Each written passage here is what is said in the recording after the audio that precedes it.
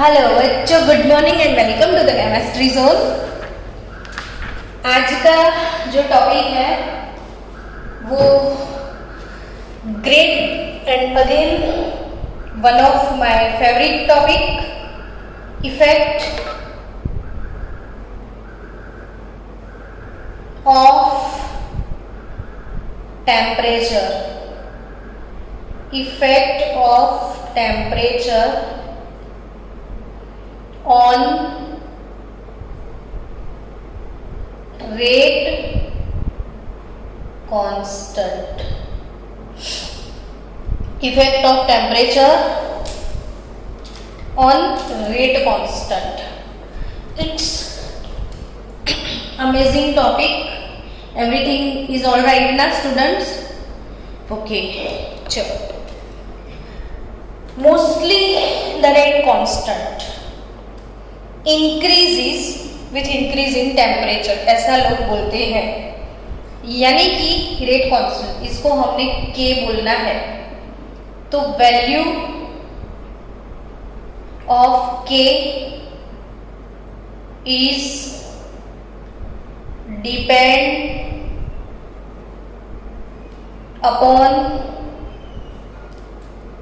Temperature. ये चीज मैंने हाईलाइट करी क्योंकि आपको याद रखनी है कि जो K का वैल्यू है, K का वैल्यू वो टेम्परेचर पे डिपेंड करता है। तो इसमें क्या याद रखना है मैडम, है ना? ऐसा होगा आपको। लेकिन जनरली हम कोई भी रिएक्शन है उसका अगर रेट इंक्रीज करना है, रिएक्शन का क्या इंक्रीज करना है, रेट, यानी रेट ऑफ रिएक्शन कैसे इंक्रीज होता है, तो इसके लिए मैंने एक स्पेशल लेक्चर आपको दिए थे कि factors affecting on rate constant. मैंने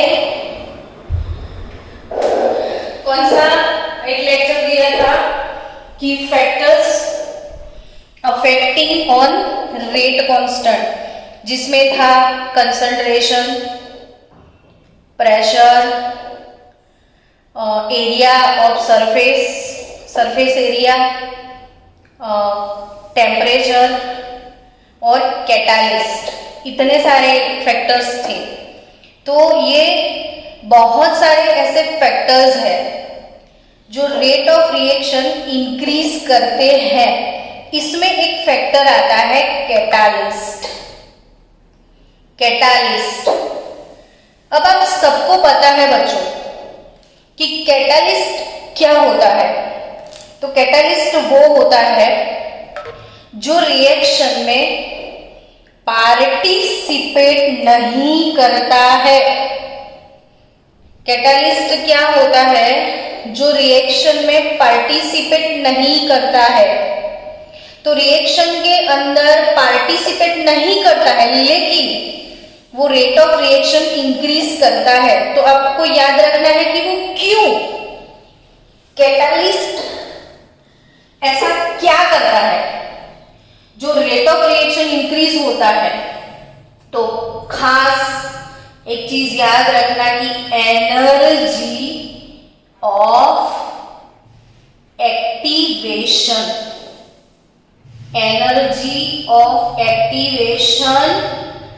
डिक्रीज करता है। वर्ड याद रखना, एनर्जी ऑफ एक्टिवेशन डिक्रीज करता है। कौन?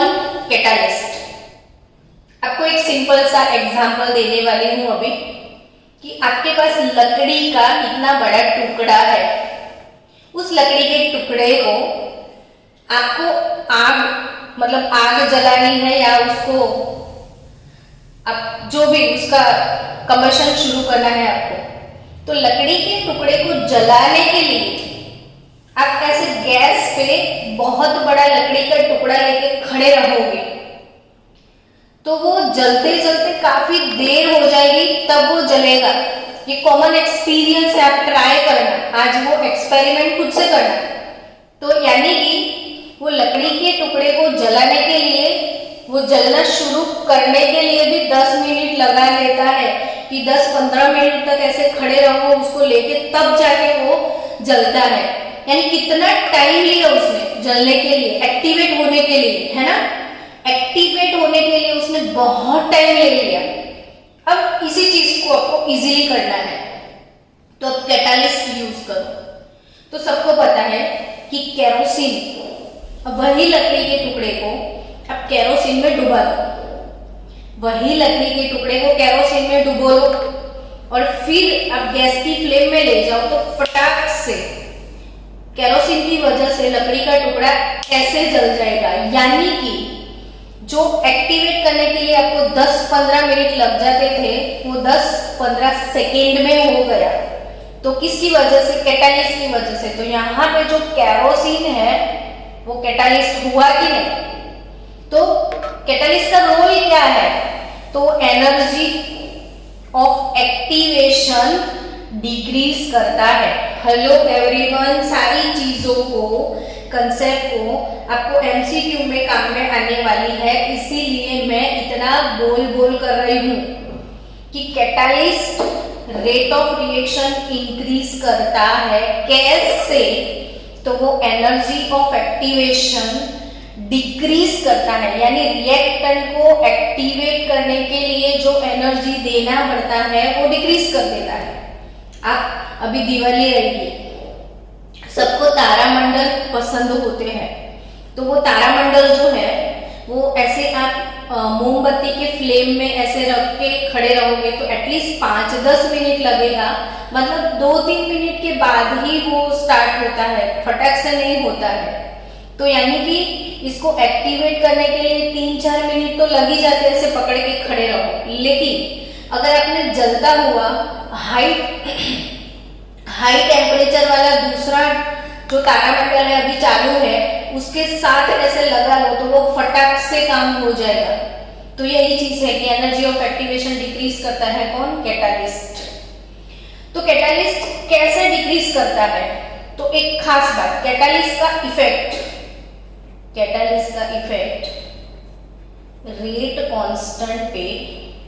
रेट कांस्टेंट के पर होता है या नहीं होता है।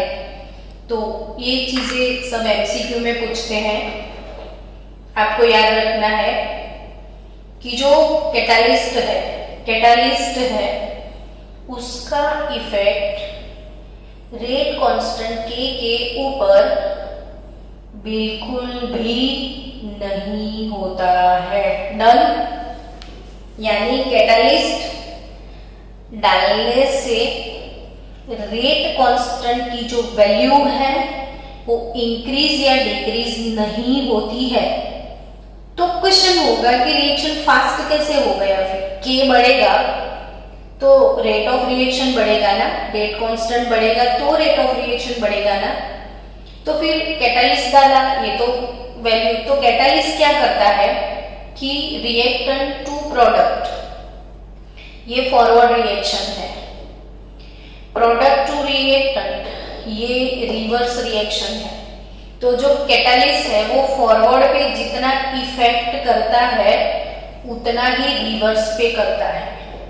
यानी फॉरवर्ड और रिवर्स दोनों रिएक्शन फास्ट होने की वजह से ये टाइम डिक्रीज हो जाता है, लेकिन इसकी के की वैल्यू कांस्टेंट रहती है। कैटालिस्ट डालने से के चेंज नहीं होता है।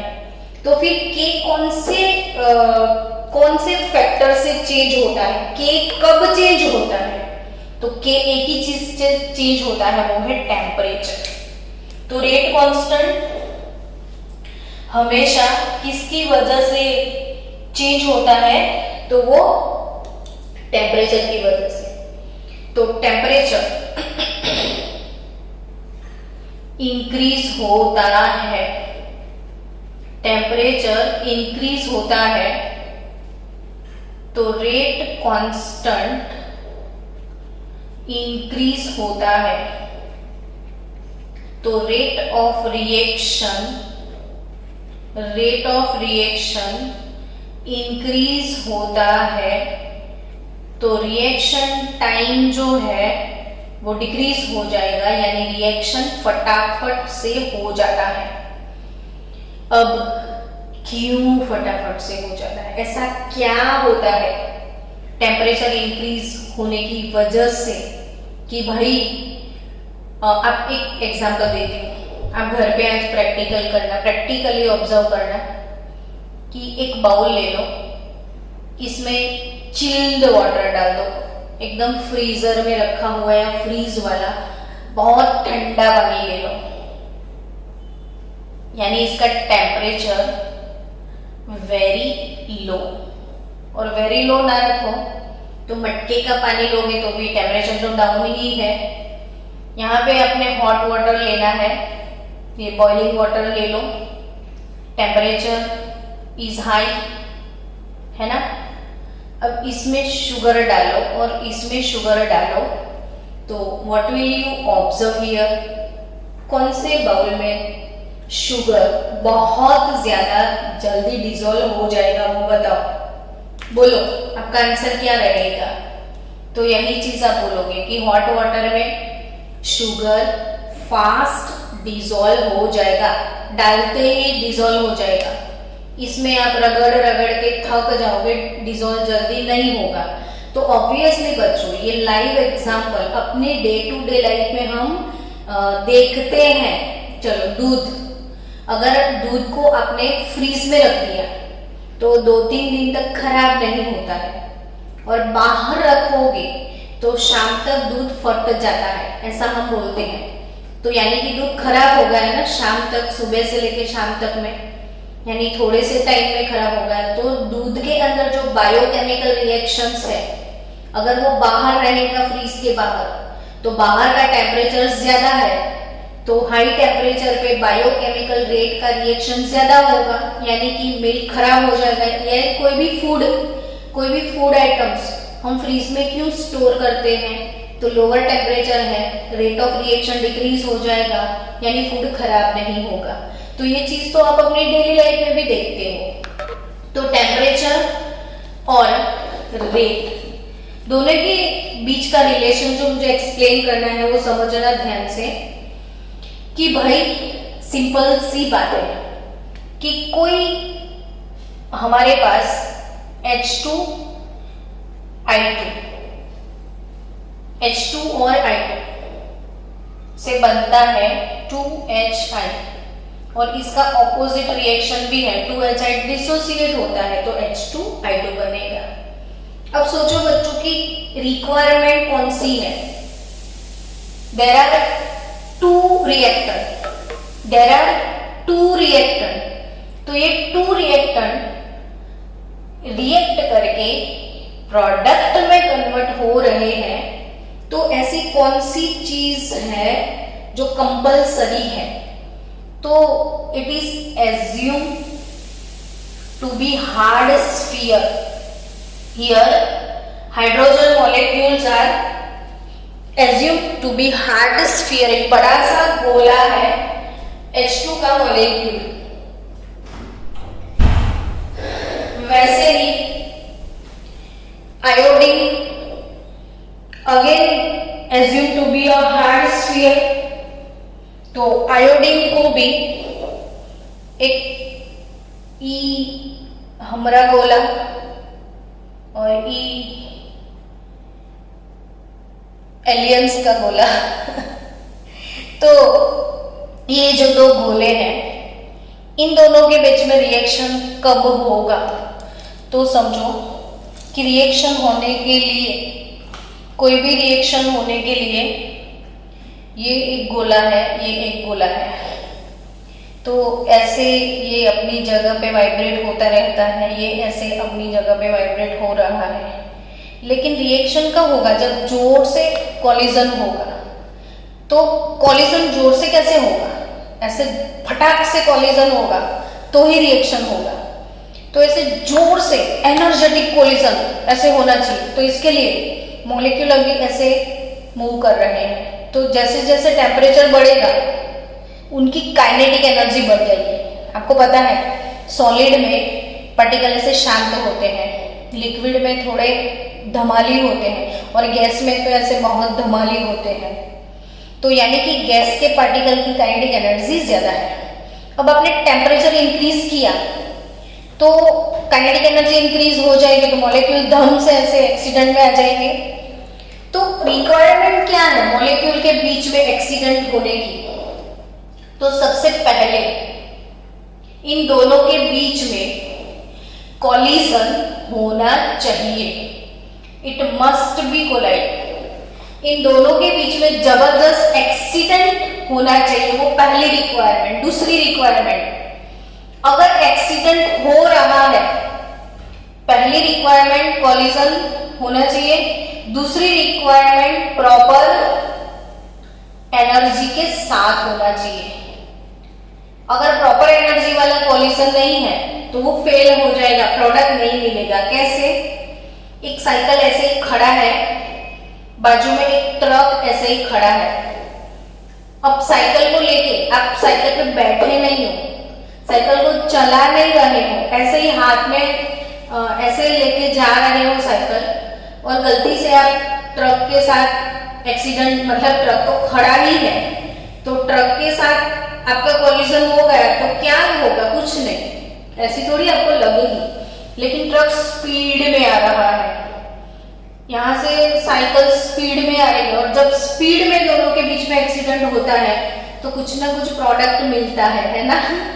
तो कभी भी एक्सीडेंट प्रॉपर जबरदस्त एनर्जी के साथ होता है तभी प्रोडक्ट आता है। तो इसलिए कॉलिजन होना चाहिए पहले तो, सेकेंड थिंग प्रॉपर एनर्जी के साथ होना चाहिए, और थर्ड थिंग प्रॉपर डायरेक्शन से होना चाहिए। अगर प्रॉपर डायरेक्शन में नहीं हुआ तो भी प्रोडक्ट नहीं मिलता है, कॉलिजन फेल हो जाता है। तो ये तीन चीजें अगर सेटिस्फाइड होती है, ये तीन चीजें सेटिस्फाइड हो जाती है कि कॉलिजन होता है, प्रॉपर एनर्जी से हुआ है और प्रॉपर डायरेक्शन से होता है, तभी जाके प्रोडक्ट मिलता है। तो अगर आप टेम्परेचर इंक्रीज करते हो, तो आपने टेम्परेचर इंक्रीज किया, अभी ये शांत है, टेम्परेचर इंक्रीज किया तो काइनेटिक एनर्जी बढ़ गई, और टेम्परेचर इंक्रीज किया तो और बढ़ गई। ज्यादा टेम्परेचर इंक्रीज करोगे तो कोलाइड होने लग जाएंगे, और कोलाइड होने लग जाएंगे तो प्रोडक्ट मिल जाएगा। तो हमेशा याद रखो कि जब टेम्परेचर इंक्रीज होता है तो काइनेटिक एनर्जी इंक्रीज होती है, कॉलिजन इंक्रीज हो जाते हैं, ये धम से एक दूसरे के साथ जैसे जोर से कॉलिजन होगा तो एच आई के बीच में एक रिलेशन बन जाएगा, बॉन्ड बन जाएगा, और धीरे धीरे ये यहाँ से डिसोसिएट हो जाएगा और 2HI के मॉलिक्यूल प्रोड्यूस होंगे। तो बिना कॉलिजन से ये होगा नहीं, समझे आप? वही चीज है कैटालिस्ट। अगर ये कैटालिस्ट है, अगर ये H2 गैस है, I2 गैस, तो कैटालिस्ट क्या करता है कि H2 गैस को खुद की सरफेस पे एब्जॉर्ब कर लेता है, I2 गैस को उसकी सरफेस पे एब्जॉर्ब करेगा, ये भी एब्जॉर्ब होने के लिए आया, ये भी एब्जॉर्ब होने के लिए गया, और बीच में यहाँ पे दोनों का कॉलिजन पॉसिबल हो गया और रिएक्शन हो गया। जब दूर है दोनों तो रिएक्शन नहीं होगा, जब पास आए तो रिएक्शन होगा। यानी कि इन दोनों को पास में लाने का काम किसने किया? कैटालिस्ट ने। तो कैटालिस्ट भी यही काम करता है, दोनों को पास बुला के इन दोनों के बीच में कॉलिजन हो जाता है, प्रॉपर डायरेक्शन से हो जाता है, और फिर HI बन के वो लोग डिसॉर्प्शन होके बाहर चले जाते हैं। तो कैटालिस्ट का काम भी सेम है जो टेम्परेचर का है। तो बच्चों आपको ये चीज याद रखनी है कि कैटालिस्ट भी दोनों को मिलाता है, टेम्परेचर दोनों को कोलाइड करता है, और काइनेटिक एनर्जी अल्टीमेटली बढ़ जाता है और रिएक्शन हो जाता है। तो आपको MCQ के लिए एक चीज पक्के से याद रखनी है, पक्के से, कि अब तक ऐसा नोटिस किया गया है कि टेम्परेचर अगर 300 केल्विन से 31 केल्विन किया था, यानी कि इंक्रीज 10 केल्विन हुआ। तो 10 केल्विन टेम्परेचर अगर इंक्रीज करते हो तो रेट डबल हो जाता है। 10 केल्विन टेम्परेचर इंक्रीज होता है, 10 केल्विन टेम्परेचर इंक्रीज होता है तो रेट डबल हो जाता है जस्ट 10 केल्विन में। तो आपको कैसे एमसीक्यू यहां से आएंगे? तो एमसीक्यू यहां से गुजकेट वालों को बहुत पसंद है, प्यारे हैं बोर्ड के गुजकेट के एमसीक्यू, कि if we increase temperature to 60 kelvin to 300 kelvin, तो what will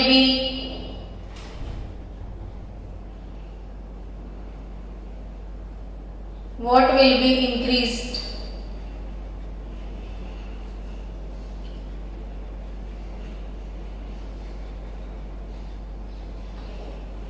रेट कांस्टेंट या रेट ऑफ रिएक्शन।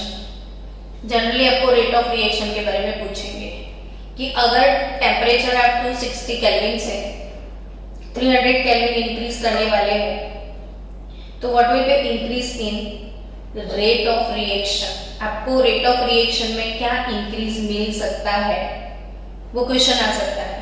तो आपको कैसे सोचना है? तो आपको ये सोचना है कि 10 केल्विन पे तो ऑलमोस्ट डबल हो जाता है, तो यहाँ पे डिफरेंस कितना आया? तो 260 से हम गए 300 केल्विन पे, तो आपने कितना इंक्रीज किया? 40 केल्विन इंक्रीज किया ना बच्चों, तो 40 केल्विन इंक्रीज हुआ। अब आपको ये सोचना है 10 केल्विन पे डबल होगा तो 40 केल्विन पे कितना होगा? तो अभी 10 केल्विन पे x है, तो 10 केल्विन बढ़ इंक्रीज किया तो 2x होगा, तो और इंक्रीज करोगे तो 2x इंटू 2 ये x इंटू x स्क्वायर होगा, तो फिर 4x रेज टू 4 हो जाएगा। ऐसे समझना है आपको। तो ये जब भी आप टेम्परेचर इंक्रीज करते हो तो रेट कांस्टेंट जो है वो एक्सपोनेंशियली इंक्रीज होता है। रेट कांस्टेंट एक्सपोनेंशियली इंक्रीज होता है। तो आप आंसर कैसे करोगे वो सिखाती हूँ।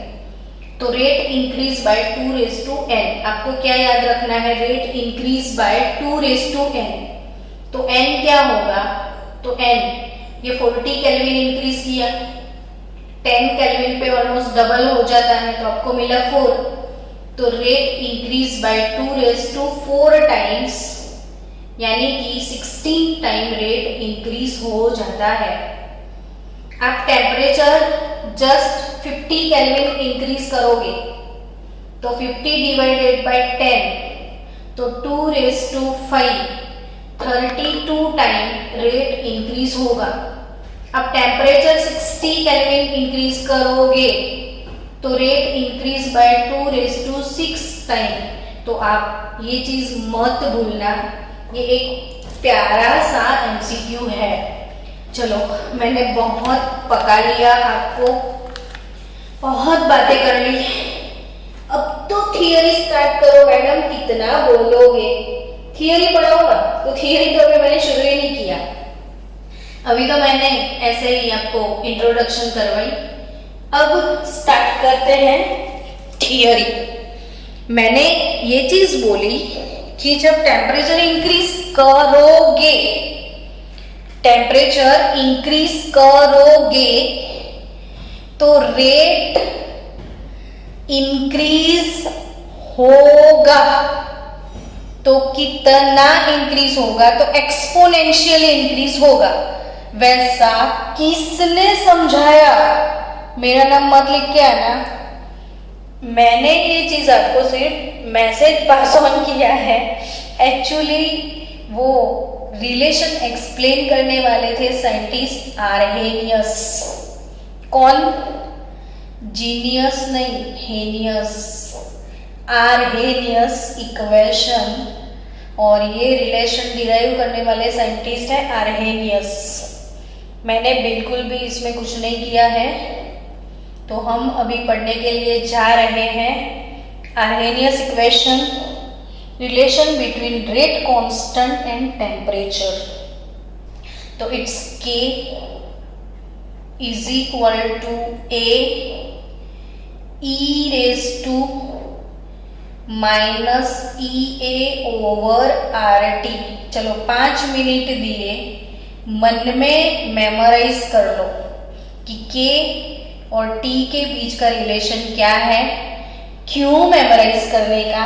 तो क्या सम सॉल्व नहीं करने पड़ेंगे, इक्वेशन यूज करना पड़ेगा ना सम्स में। तो विदाउट फॉर्मूला सम्स कैसे सॉल्व होंगे? सम्स सॉल्व करने के लिए 3 स्टेप होते हैं। सबसे पहले आपको फॉर्मूला पता होना चाहिए, दूसरा यूनिट और कन्वर्जन पता होने चाहिए, और तीसरा मैथमेटिकल कैलकुलेशन आपको आते होने चाहिए। अगर आपने फॉर्मूला आते हैं, यूनिट कन्वर्जन आता है, मैथ्स का नॉलेज है, तो प्रॉब्लम सॉल्व करने से आपको कोई रोक नहीं सकता है। सारी कायनात आपको प्रॉब्लम सॉल्व करने में जुटा जाएगी। चलो आर्हेनियस इक्वेशन फिर से, K is equal to A into E raise to minus EA over RT। फिर से एक बार, K is equal to A into E raise to minus EA over RT। तो K क्या होता है? Rate constant. K rate constant है। A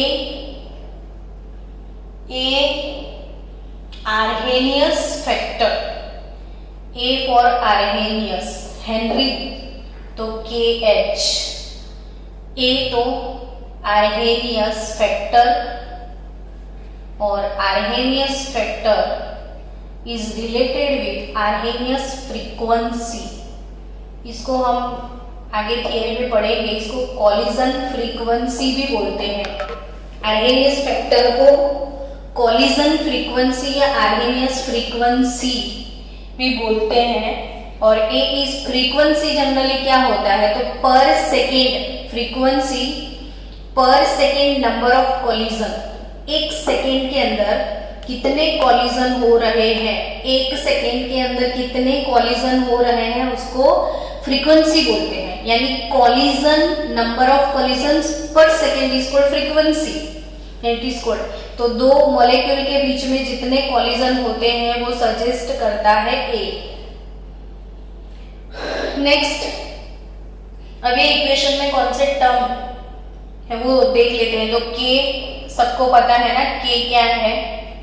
rate constant है। ए के बारे में बोलूं, के तो मैंने लिखा है rate constant, A Arrhenius factor, E exponential function. Exponential ये मैथ्स का स्टेप है, मैथ्स में होता है ये लॉगरिथम्स में। तो E is exponential function. Again are you thinking about E, है ना? तो यस, ई फॉर एनर्जी। जब भी ई आता है एनर्जी ही आता है। ए फॉर एक्टिवेशन, तो energy of activation that is E A. R, अरे आर तो हमारा फेवरेट, हम 11 से पढ़ते पढ़ते आए। यूनिवर्सल गैस कांस्टेंट है ना ये।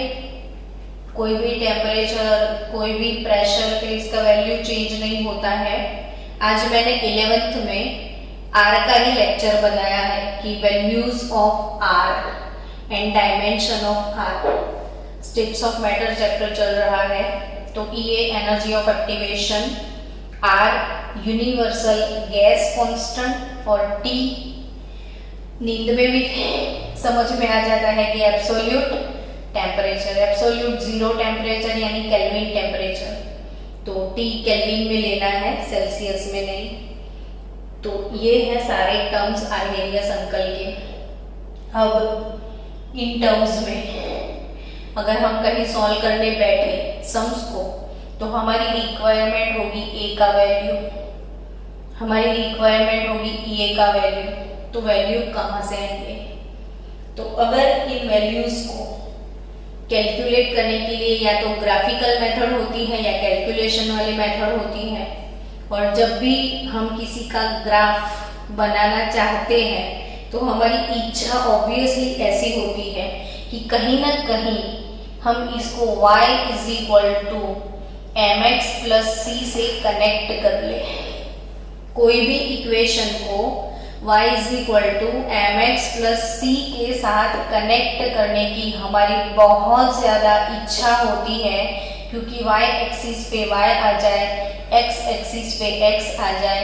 अगर ये स्ट्रेट लाइन मिल जाए तो ये इंटरसेक्शन वैल्यू से c मिल जाए, टेंजेंट से हमको स्लोप मिल जाए और स्लोप विल बी m हो जाए। ये चीज़ मत भूलना। जैसे मैंने आज चार्ल्स लॉ में, आज नहीं कल 11th में चार्ल्स लॉ था, याद आया कि v नॉट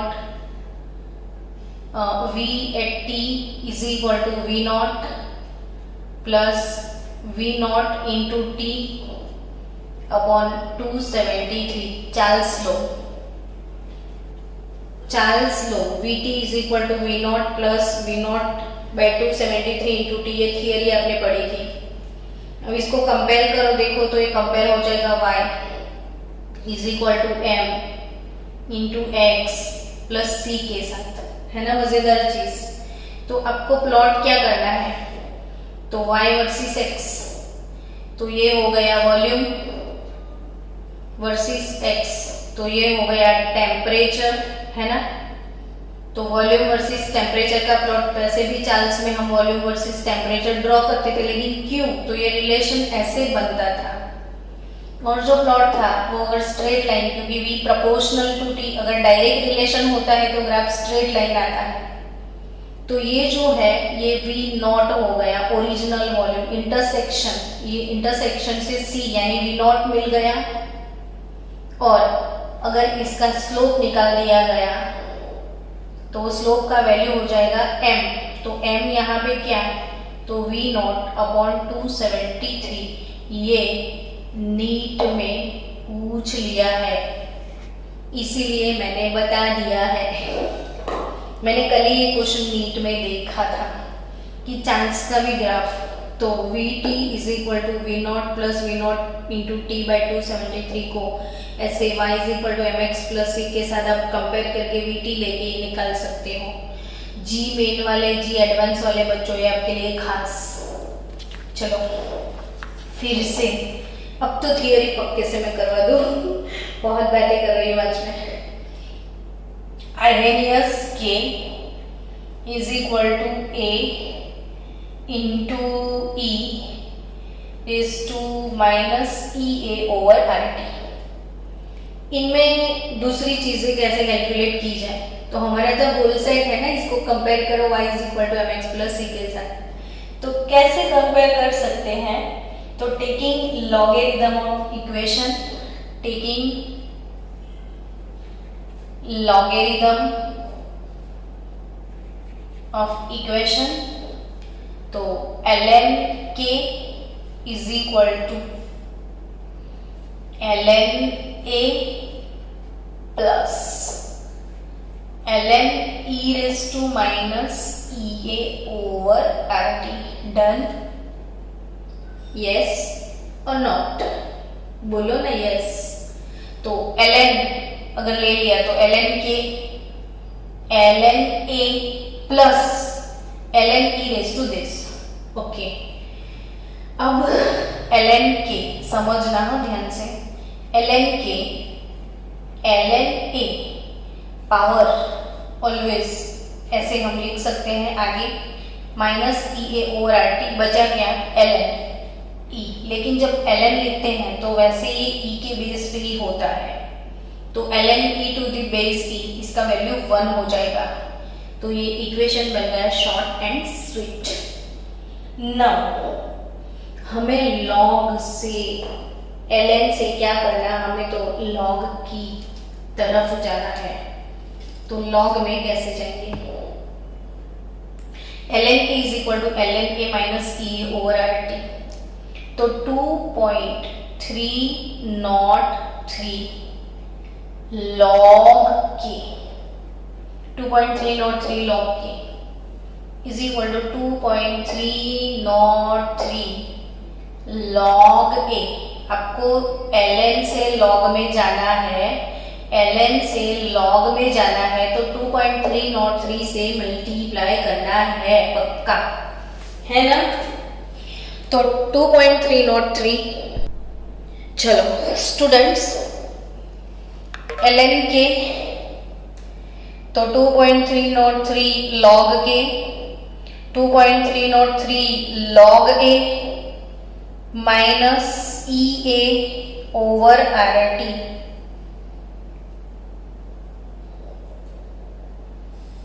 तो આખા ઇક્વેશન ને આપણે 2.303 થી ડિવાઇડ કરી લઈએ તો log के